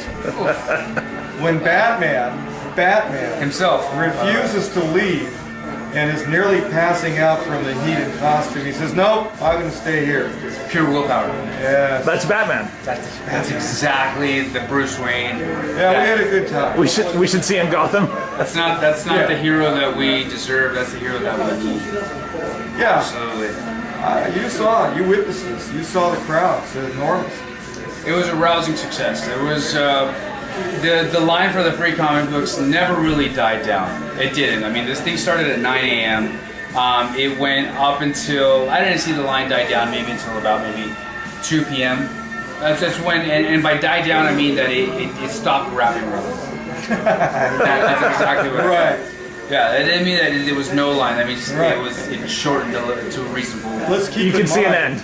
This year we broke it into 2 lines. Yeah, so that's 2 true. lines looked like one and still wrapped around the block. And then at some point later in the thing, I had to break it down into 3 lines to get it out of the driveway so the trash trucks wouldn't crush me. Yeah. And every once in a while you would hear the trash trucks honking their horns trying to get through the ocean of people that were waiting for their free comic books. O'Shea, stack them out. Go for it. Right against the wall now. Oh yeah, it's we're in the breakdown period now. Yep. In the past, we would have succumbed to fatigue and started breaking down hours ago. Not this year. It's 2015. Right now we're all breaking down so we can party over this. Over at Society. Second wind. Right. And at the time of the recording, we still have a boxing match, a boxing fight between Manny Pacquiao and there's that. Floyd Mayweather. So this night is not over. You realize they cautiously timed it to Free Comic Book Day. After Free Comic Book Day. Oh, it's strategically planned. Obviously, because they want to keep guys like us boozed up the entire day, and they want us tired so that we rest in peace. Right. Yeah. Pay $100 for a match we won't stay awake for. Yeah, absolutely. But thank you to the Digital Lizards of Doom. Thank you to Chad Kavanaugh of the Map Comic, Colleen, Archer Rodriguez, and the Wyng'd Lyon Creations. Who else do we have today? Well, Southern California Comics. Southern California Comics, especially Southern California Comics, for hosting this awesome event, which is only growing and getting bigger. Kona Shaved Ice, Grill Fellas Barbecue, who, by the way, they split forces. They come all the way from Downey to split forces with us and put a truck here and a grill there at Society because they felt that the team up would be lucrative, and they were right. Absolutely. The Shaved Ice guy, of course, was astounded. We had Toy Stars and the G.I. Joe Club. And we had the 501st Legion here. We had Spider-Man, Spider-Gwen. We had Batman with his 21-foot-long authentic Batmobile from the Michael Keaton, Tim Burton era, which, by the way, arguably the best Batmobile in the Batman movie universe. 1 minute left. And of course, we had Catwoman, and we had you guys.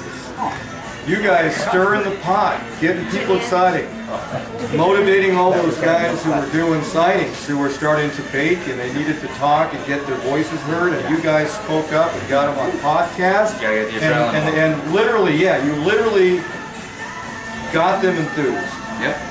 But most importantly, we couldn't do it without you, the reader, the watcher. Keep reading those books. Keep our industry in business. Digital is nice. It's good to go back and read old comic books, but please buy print. Let's keep it alive. Let's keep going to the movies and supporting these studios and the filmmakers. Keep watching these shows. Let's keep these characters alive. It's awesome. Thank you, Jamie. Thank you, Southern California Comics. Thank you, fellas. Thank you to everybody that made it possible. Appreciate it. All right. Perfect.